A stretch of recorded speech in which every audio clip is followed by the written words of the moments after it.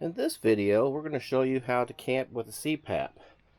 You have a CPAP, you have different options depending on the campers, and we're going to go over the different options as far as with power, boondocking, small campers, baby campers, and even tent camping. So on this particular part of this video, I'll show you a picture here with this thing set up here on the side.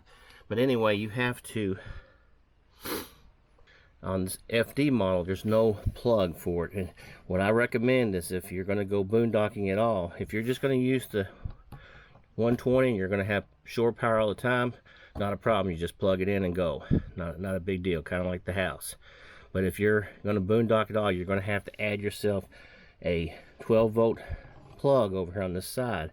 I've got this one switched so it won't use power when it's not being used. But I have a setup here. And what that does is, whenever you run your inverter, you're using a lot more power.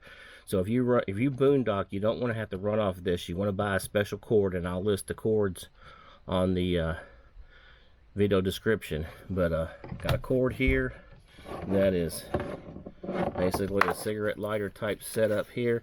And like I say, you can get these for every one of your brands. They're a little bit pricey. I think they're like 30 bucks for this particular setup. But I'll list this one. Here's for an AirSense 10. But they make these, and you can get them pretty much on Amazon for the most part. But you want to do this because this is going to use a lot less power in the different scenarios. And like I say, this is the scenario here. If you're going to run off your battery and boondocking. So I've got a video here where I showed how I checked the amperage on these, and I'll let you take a look at that.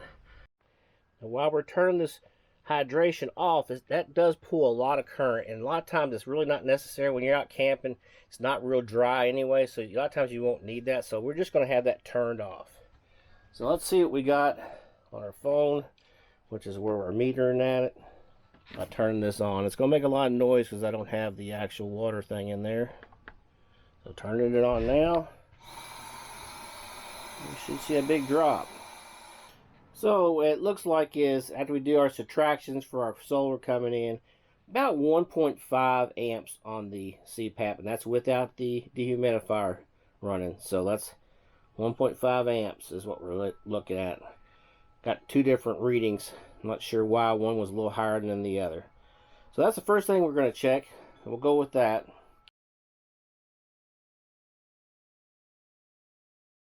As you can see here, I can use these different methods on my runaway camper. I can either use the 120 when I've got hookups, or I can use the battery system with the 12-volt system there. I also use a jockery system, which is something that I use when I go tent camping, and we'll get to that here.